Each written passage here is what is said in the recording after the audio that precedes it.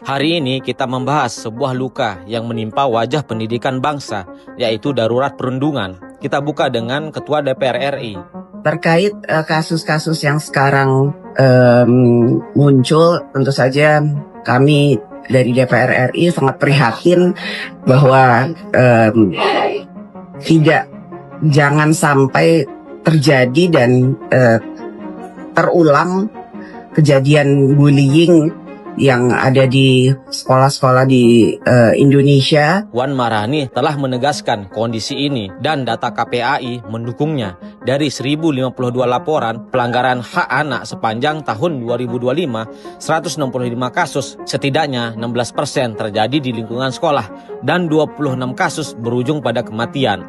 Kasus tragis meninggalnya MH, siswa SMPN 16 Tangerang Selatan, setelah didakwa dibully dan dihantam menggunakan kursi besi adalah puncak dari kegagalan sistematis yang tak terhindarkan di dunia pendidikan. Kita bergeser ke Jawa Barat, tepatnya di SMAN 1 Cimarga. Kita menemukan kasus yang menunjukkan kompleksitas masalah pendidikan kita. Ratusan siswa di sana melakukan aksi mogok belajar sebagai bentuk protes setelah kepala sekolah diduga menampar seorang murid yang ketahuan merokok. Kasus ini memperjelas dua sisi masalah. Pertama, aksi mogok ini meskipun dilakukan untuk membela teman yang mendapat perlakuan fisik menjadi bentuk kritik dari siswa terhadap metode pendisiplinan yang menggunakan kekerasan fisik. Mereka menuntut lingkungan yang aman dan nyaman, bahkan ketika mereka melanggar aturan. Yang kedua, tindakan kekerasan ini meskipun didasari niat untuk mendisiplinkan, mengakibatkan kepala sekolah dilaporkan ke polisi oleh orang tua siswa, bahkan sempat dinonaktifkan. Di tengah kondisi darurat ini, upaya guru untuk mendisiplinkan anak didik justru terbentur tembok ancaman kriminalisasi. Guru yang mencoba bersikap tegas untuk membentuk karakter siswa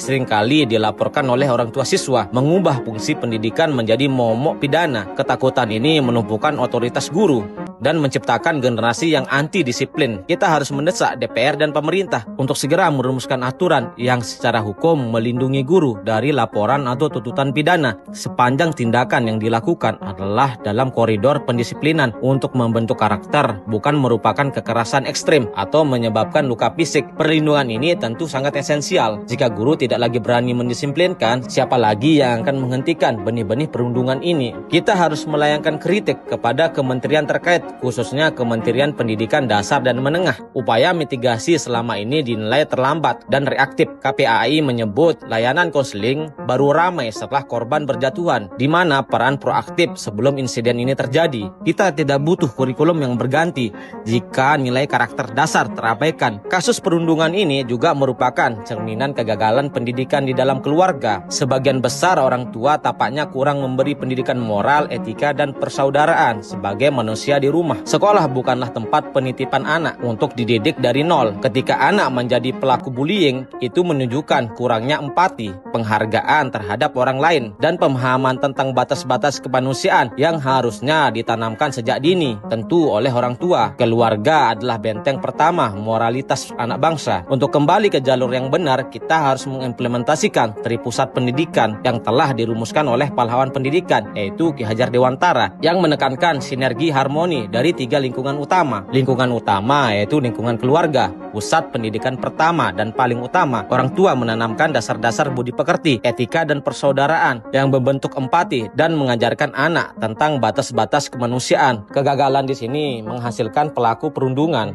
Lingkungan kedua yaitu lingkungan sekolah. Di dalam lingkungan sekolah, guru bertindak sebagai pamong yang menuntun anak dengan sistem among untuk mengembangkan ilmu dan karakter. Sekolah wajib menerapkan 3 semboyan Ki Hajar Dewantara, yaitu Ingarso Sung Tuludo. Seorang pendidik harus bisa menjadi teladan bagi peserta didik. Ing Madia Mangun Karso, pendidik harus bisa membangun motivasi ataupun kemauan dan menumbuhkan semangat belajar peserta didik. Yang terakhir, Tutwuri Handayani, pendidik memberikan dorongan, kepercayaan, dan rasa aman kepada peserta didik. Dengan penerapan ini, sekolah harus memastikan disiplin tegak tanpa kekerasan.